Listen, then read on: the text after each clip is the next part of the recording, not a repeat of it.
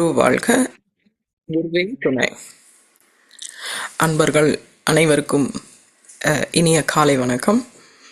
இன்னைக்கு நாம் இருக்கிற தலைப்பு பொருள் துறையில் சமநீதி. இந்த நிகழ்வை தவறாது நடத்தி கொண்டிருக்கும் அன்பர்கள் அனைவருக்கும் முதல் நன்றிகளும் வாழ்த்துக்களும் வணக்கங்களும். வாழ்க வளமுடன். நம்ம வேதாத்ரி மகரிஷி அவர்கள் சொல்லாத துறையே இருக்காது போல, பாடமே இருக்காது போல. அவரை அறிவியல், விஞ்ஞானம், மெய்ஞானம், கெமிஸ்ட்ரி, பயாலஜி, ஃபிசிக்ஸ் எதை போட்டாலும் அவர் சொல்லுவார் போல. எக்கானாமிக்ஸில் பொருள்துறையில் சமநீதி பற்றி அவர் பேசியிருக்காரு. எல்லாத்துக்கும் பயிற்சிகள் கொடுத்தா மாதிரி இதற்கும் நிறைய பயிற்சி முறைகள் அவர் சொல்லியிருக்காரு. அதை நாம் நடைமுறைப்படுத்துறது தான் நம்ம இந்த மனித இனம் எப்போ நடைமுறைப்படுத்துவோன்னு தெரியலை. உலகம் அமைதி பெறுவதற்காக, ஆனந்தத்தோட சமநிலையோடு வாழ்வதற்காக, சமாதானத்தோடு வாழ்வதற்காக பல வழிமுறைகளை அவர் எடுத்து சொல்லியிருக்கிறாரு. அந்த வகையில் இந்த 14 அம்ச திட்டத்தில் போரில்லா நல்லுலகத்துக்கு அடுத்து பொருள்துறையில் சமநீதி அப்படின்ற ஒரு தலைப்பை மகரிஷி பாடலாக திட்டமாக கொடுத்துருக்குறாங்க. பொருள்துறை அப்படின்றது வாழ்க்கைக்கு பொருள் என்பது மிக அவசியம் இல்லைங்களா? வாழ்வதற்கு பொருள் இல்லாமல் வாழ முடியாது. அப்போ அந்த பொருள் ஈட்டி வாழணும் அப்படின்னு சொன்னால் அதற்கு உழைப்பு அப்படின்றது தரணும். மனித குலம் இருக்கிறவங்க எல்லாருமே உடல் உழைப்போ ஏதோ ஒரு வகையில் உழைப்பு என்பதை செய்து தான் அந்த பொருளை ஈட்டணும். உழைக்க வேண்டும் அப்படின்னு சொன்னால் எந்த துறையில் உழைக்கணும், எப்படி பொருள் சம்பாதிக்கணும், உற்பத்தி பண்ணலாம் அப்படின்ற இதெல்லாம் வேணும்னா கல்வி செல்வம் வேணும், அறிவு வேணும், தொழில் கல்வி, ஒருத்தர் புரிஞ்சுக்கிறதுக்கான மற்ற கல்விகள், இதெல்லாம் வேணும். இதையெல்லாம் சொல்கிறது தான் அறவழியில் பொருள் ஈட்டி வீடு பேர் அடையலாம் என்பதை வழிகாட்டுறது தான் திருக்குறள் அப்படின்னு சொல்லுவாங்க. அப்போ பொருளாதாரத்துறையில் பொருள் எல்லாருக்கும் வேண்டும் அப்படின்னும் போது உழைப்பு, அதுக்கப்புறம் அடிப்படை கல்வி அப்படின்றது வருது. இப்போ உலகத்தில் நடக்கிற நிகழ்வுகளில் பொருளாதாரத்தில் சமநீதின்றது நல்லாவே புரியும், எல்லாருக்குமே நல்லாவே புரியும். ஏன்னா எங்கேயோ தொலை தூரத்தில் கண்ணால் கூட பார்க்க முடியாது, எவ்வளோ தூரத்தில் ஏதோ ஒரு நாடு போரிடுறதுனால உலகத்தில் இருக்கிற அத்தனை மக்களுக்கும் அதனுடைய பாதிப்பு அப்படின்றது எல்லா விதத்துலையும், அந்த நாட்டில் வாழறவங்க மட்டும் இல்லை, எங்கேயோ வாழறவங்களுக்கு கூட இப்போ நம்ம வீட்டில் எரிவாயுக்கு தட்டுப்பாடு அப்படின்ற நிலைமை வந்திருக்கு. நமக்கும் அந்த நாட்டுக்கும் சம்பந்தமே இல்லை. பொருள் அப்படின்றது, சமநீதி அப்படின்றது இப்போ நல்லாவே புரியும். இதை நான் ஒரு உதாரணத்தோட இதை விளக்கணும்னு ஆசைப்படுறேன். நமக்கு தெரிஞ்சது நம்ம உடம்பு இல்லைங்களா? நம்ம உடல்ல இருக்கிற உறுப்புகளை நம்ம கவனிப்போம். உடல் உறுப்புகள், மேலே பார்க்கக்கூடிய உறுப்புகள் பார்த்தீங்கன்னா கை, கால், கண்ணு, மூக்கு, வாய் எல்லாமே ஒரு உருவ அமைப்புலேயும் ஒரு விதமாகவும் இருக்குது பார்க்குறதுக்கு. ஒவ்வொன்றுத்துக்கும் ஒரு வேலை இருக்குது. அதே மாதிரி உள்ள உறுப்புகளும் பார்த்தீங்கன்னா, உடல் உறுப்புகளில் பார்த்தீங்கன்னா தலைச்சோறு, மூளையில் ஆரம்பித்தோன்னா மூளை அதனுடைய அமைப்பு வேறு ஒரு விதமாக இருக்குது. அதில் ஒயிட் மேட்டர், கிரே மேட்டர் எல்லாம் இருக்குது அப்படின்னு சொல்கிறாங்க. கொஞ்சம் கீழே இறங்கி தொண்டை கீழே இறங்கினா நெஞ்சில் இருதயம் இருக்குது. அதனுடைய செல் வேலை பார்த்திங்கன்னா துடிச்சிக்கிட்டே இருக்கும். அதுக்கு சார்ஜ் போட வேண்டாம், பேட்ரி கனெக்ட் எல்லாம் கிடையாது. தானாக அது பாட்டு வாழ்நாள் முழுவதும் டப்பு டப்பு டப்புன்னு அடிச்சுட்டே இருக்கும். அதனுடைய வேலை ரத்தத்தை ஓட்டத்தை சுத்தப்படுத்தி உடல் பூரா, உலகம் பூரான்னு வருது, உடல் பூரா அந்த ரத்தத்தை செலுத்தணும். இந்த பக்கம் கொஞ்சம் வந்தோன்னா அதனுடைய நிறம் என்ன, இதயத்தோட நிறம் நல்ல கருஞ்சிவப்பா இருக்கக்கூடிய ஒரு நிறத்தில் இருக்குது. கொஞ்சம் கீழே இந்த பக்கமாக இறங்கினோன்னா கல்லீரல் பார்த்திங்கன்னா கண்ணங்கரையல்னு இருக்குது. அதனுடைய வேலைகள் சிறப்பு எல்லாமே தனித்துவம் வாய்ந்தது. பைல் அப்படின்ற இதை சுரக்குது, நிறைய வேலைகள் அதுவும் செய்யுது. கொஞ்சம் இந்த பக்கம் 2 பக்கமாக இருக்கிற நுரையீரல் இருக்குது, அது இளஞ்சிவப்பு நிறத்தில் இருக்குது, சுருங்கி விரிகிற தன்மை இருக்குது, காற்றை உள்ளே வாங்குது, வெளியே தள்ளுது.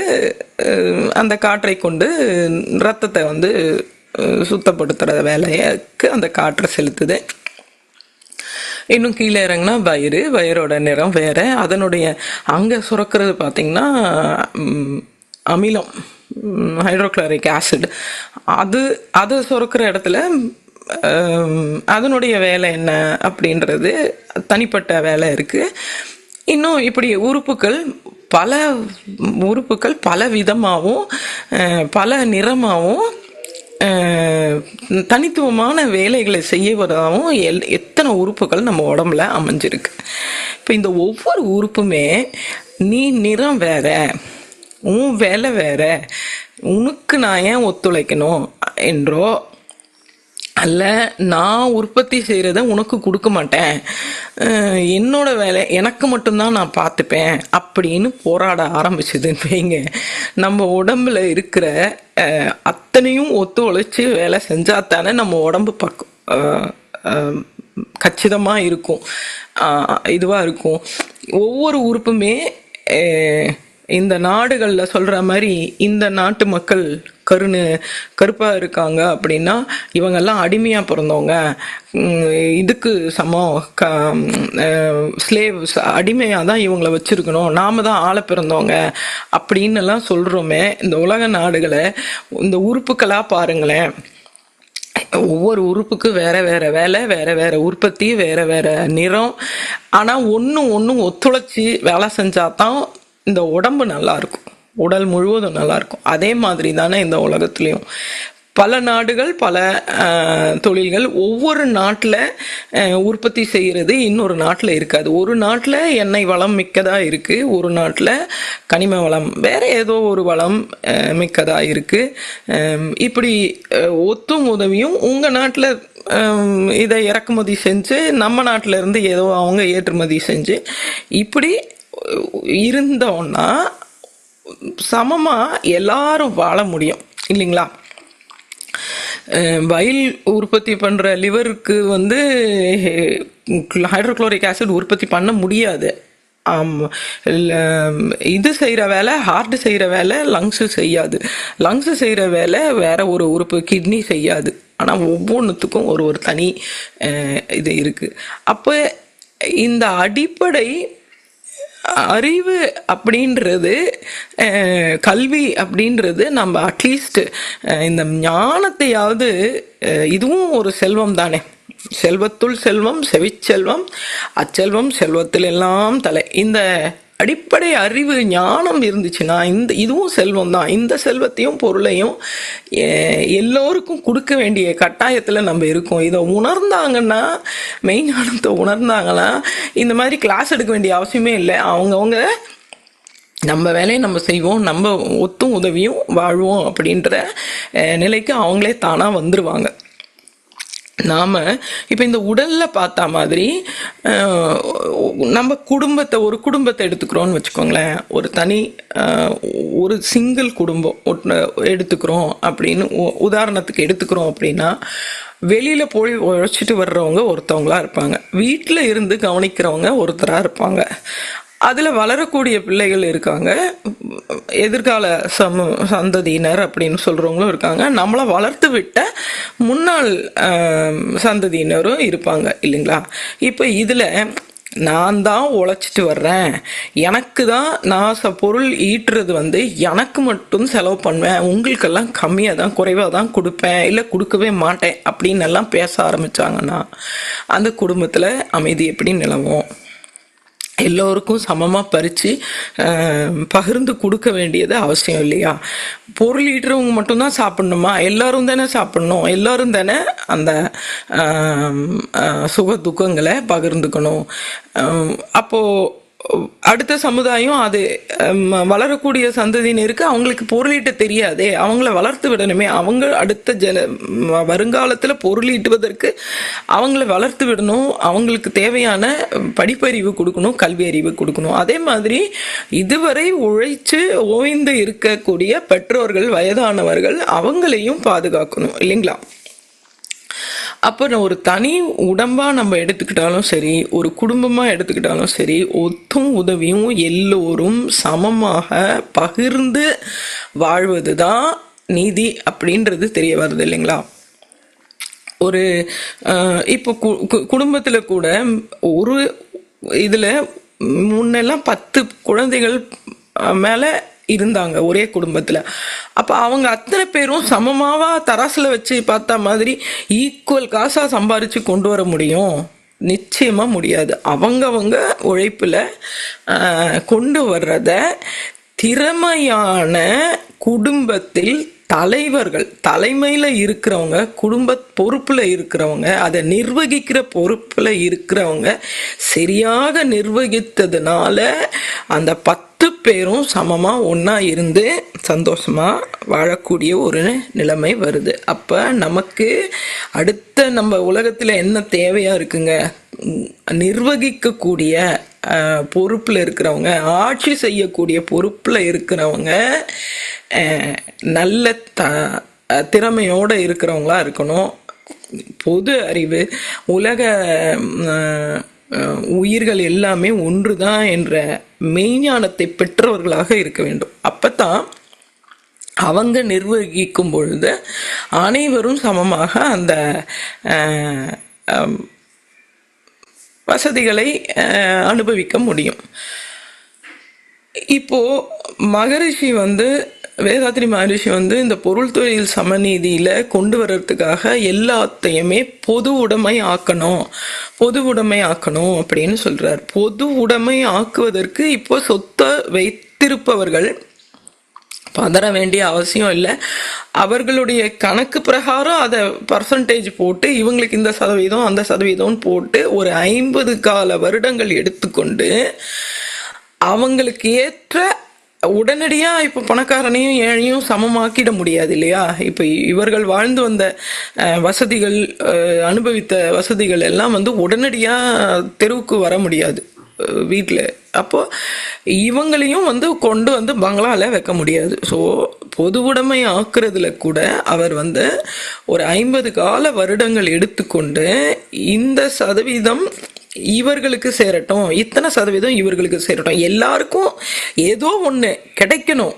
கிடைக்காம போகும் பொழுதுதான் அடிச்சு பறிக்கிறது, திருடுறது அதெல்லாம் வருது. அப்போ பொது உடைமை கொஞ்சம் கொஞ்சமா பொது உடைமை ஆக்கிட்டோம்னு சொன்னா எல்லோருக்கும் எல்லாம் கிடைக்கக்கூடிய ஒரு வழிவகைக்கு அவர் அந்த பயிற்சியா அதை போதனை நமக்கு கொடுத்துருக்கிறாரு, அந்த வழி கொடுத்துருக்கிறாரு. அதற்கு எல்லாம் வரணும் அப்படின்னு சொன்னா படிப்படியாக உயர்ந்து அந்த அறிஞர்கள், ஆட்சி செய்யக்கூடியவர்கள் மெய்ஞானியர்களாக இருக்கணும். எல்லாமே ஒன்றுக்கு ஒன்று என்ன சொல்கிறது,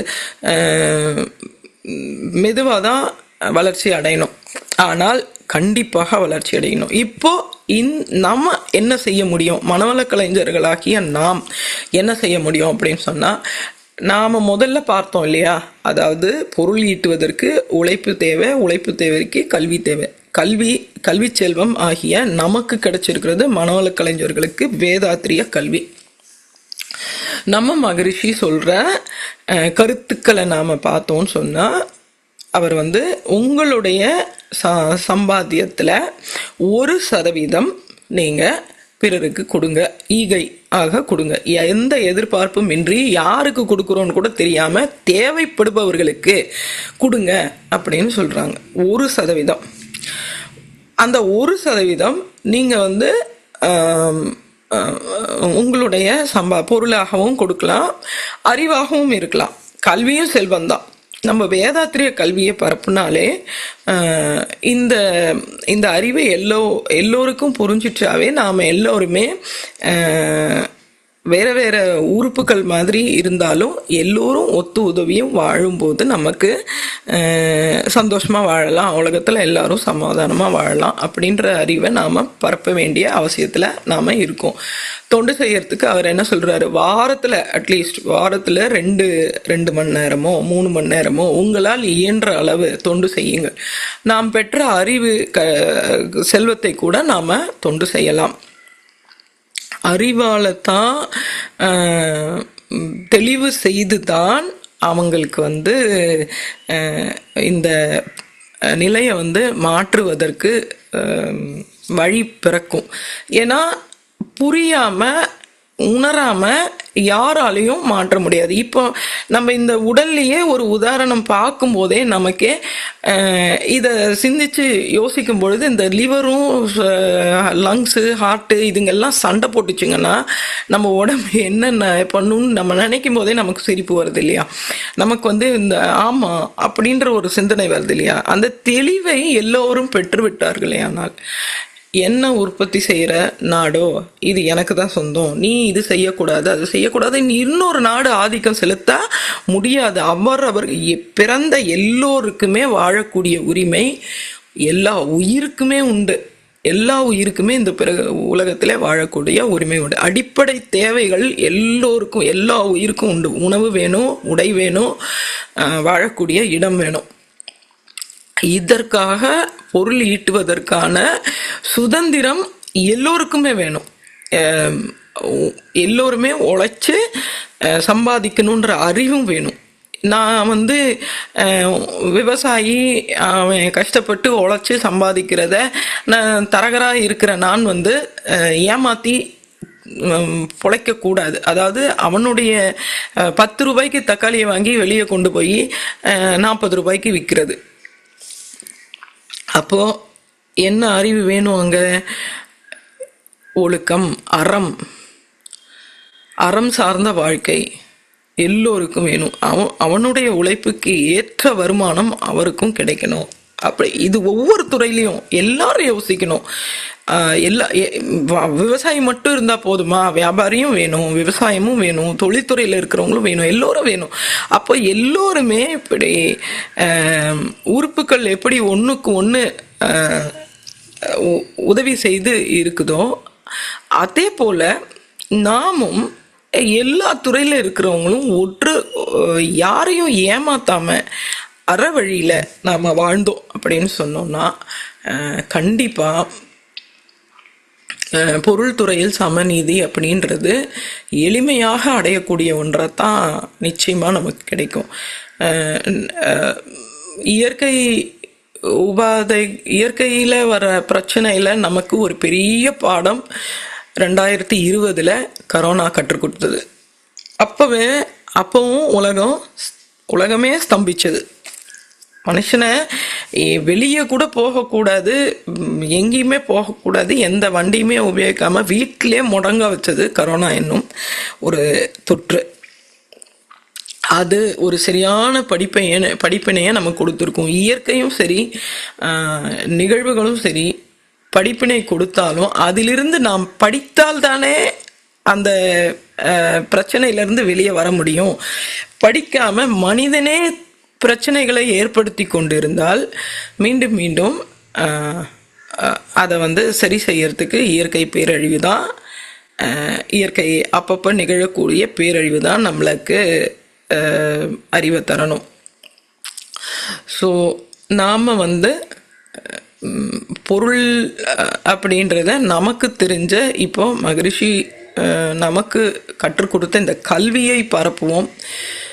அறக்கல்வியை பரப்பி உலகத்தில் உள்ள அனைவருமே நம் உடன் பிறந்தவர்கள் தான், சகோதரர்கள் தான், எந்த இதுவும் இல்லை. அந்தந்த நாட்டுக்கு உரிய சிறப்பில் அவங்க வாழுறாங்க.